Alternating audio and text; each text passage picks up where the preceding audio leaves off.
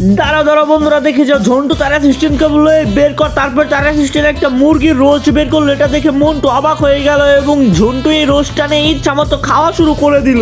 এবং রোস্ট খাওয়ার পরে তার অ্যাসিস্ট্যান্টকে বললো তুই আমার পিছনে যা, এবং তার অ্যাসিস্ট্যান্ট পিছনে গেল এবং তার পিছনের থেকে টান দিয়ে একটা বিশাল বড় মুরগি বের করলো।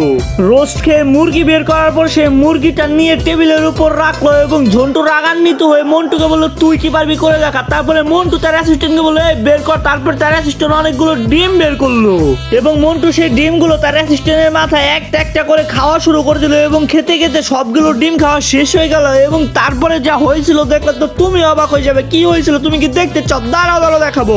কিন্তু তার আগে বন্ধুরা, মা বাবা হচ্ছে পৃথিবীর সব থেকে দামি সম্পদ। তুমি যদি তাদেরকে ভালোবেসে থাকো তাহলে আমাদের ভিডিওতে একটি লাইক করে দাও এবং চ্যানেলটিকে সাবস্ক্রাইব করে দাও এবং সবশেষে কমেন্ট বক্সে বলে যেও তো আই লাভ ইউ মা বাবা। তারপরে মন্টু তার অ্যাসিস্ট্যান্টকে বলল তুই আমার পিছনে যা, এবং তার অ্যাসিস্ট্যান্ট পিছনে যাওয়ার পর তার পিছনের থেকে বিশাল বড় একটা মোরগ বের হলো এবং দেখতেই তো পাচ্ছ যে মোরগটা কত বড় ছিল।